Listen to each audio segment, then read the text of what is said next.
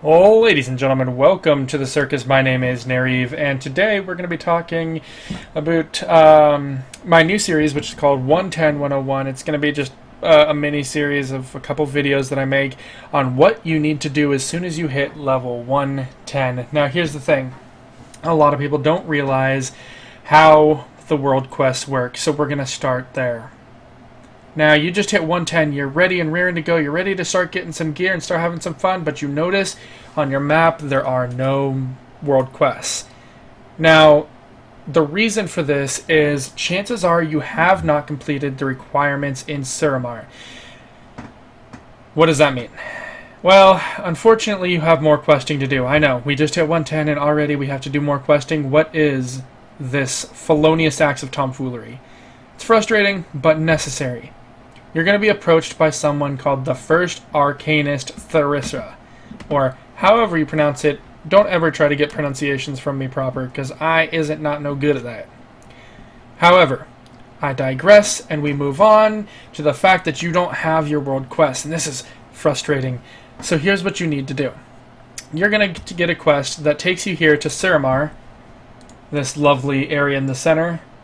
And you're going to have to do a quest line that probably realistically takes an hour to an hour and a half. It's not too bad. And it's going to unlock world quests, these suckers right here.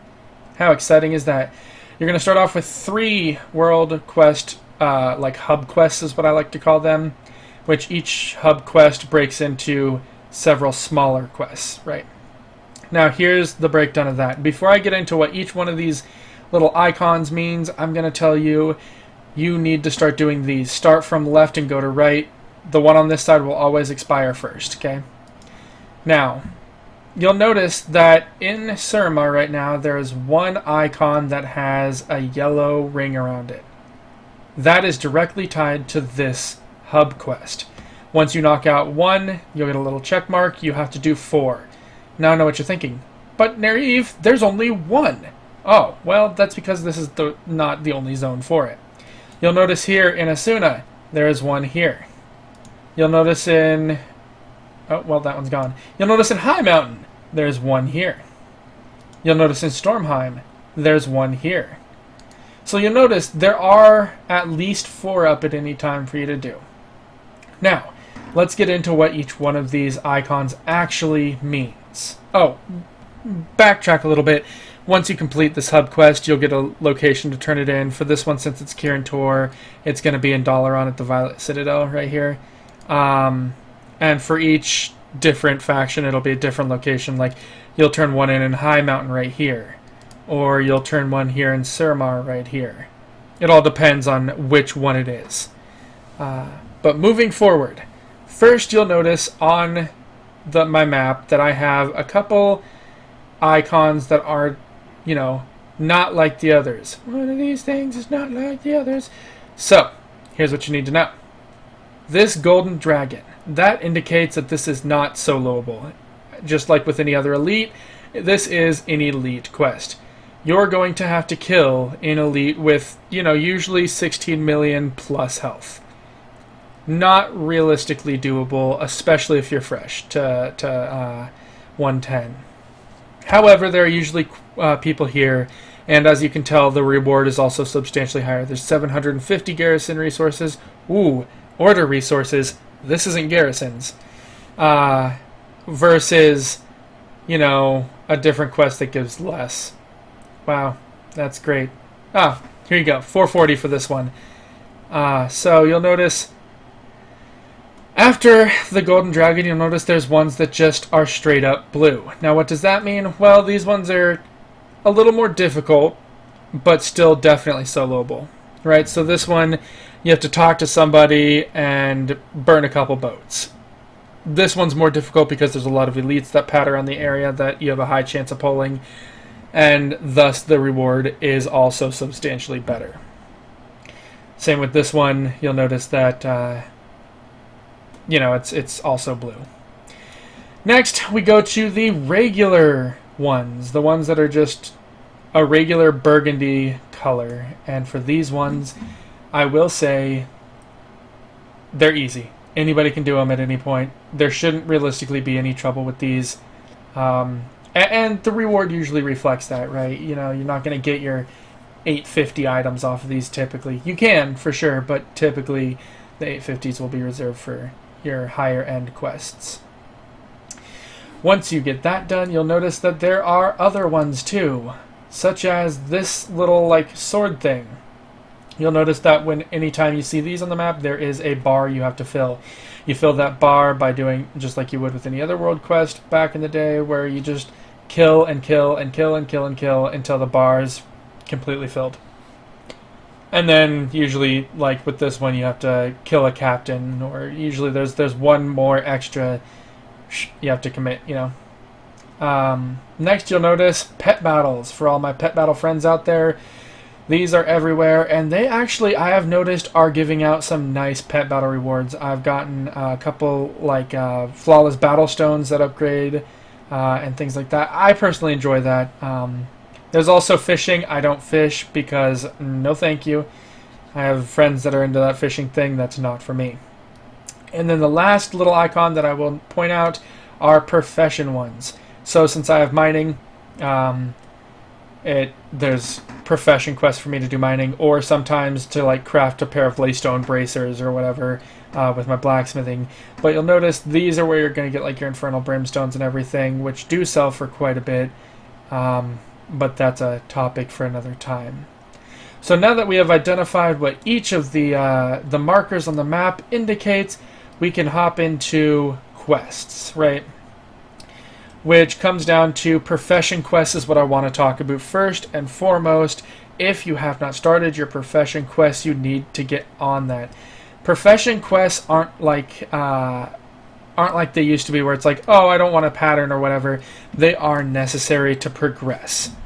So, good example of that. You'll notice right here, I have my mining stuff. I can mine all these different things. You know, you got like your living laystone, which is going to be from like a mob.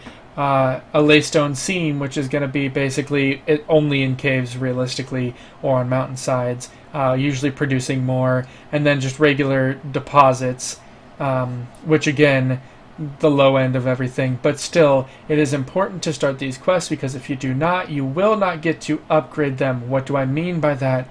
Well, you'll notice here you have a chance to find rare materials in fell slate seams, because I have found a couple upgrades, right? So I have like living fell slate and fell slate seams. You get these from just mining. Now, again, this is just for gathering professions. That's how you get them. You get a little quest, you turn it in, it upgrades it. You'll notice that there's 3 steps. All of them make it slightly better each time. The next thing is going to be your building professions, your blacksmithing, your tailoring, your leatherworking, your engineering, and things like that. These are the quests that you cannot skip. If you do not complete these quests, you cannot get your demon steel bars. You cannot get your, any of your demon steel armor. You can't get your upgrades to your laystone stuff. You can't get. It severely limits you. And believe me when I say you want to hop on getting these as soon as you can for a money-making aspect. I'll get into the proper way to make money and how to make just unbelievable amounts of money next time. But for now, I'm going to say do your quests, because then it leads into your last bit of questing you have to get done, which is your class hall quests. If you want to have a good item level, you have to get this done. Just because you have to be able to unlock your 3rd artifact slot. Now, I know what you're thinking. If it's locked, it's not going to count against me, but that's what I thought, and I was wrong. Before I put in this 835 into my weapon with an 840 and an 840, okay, I had both of these in there. My weapon was an 821. I was so frustrated, I couldn't figure it out.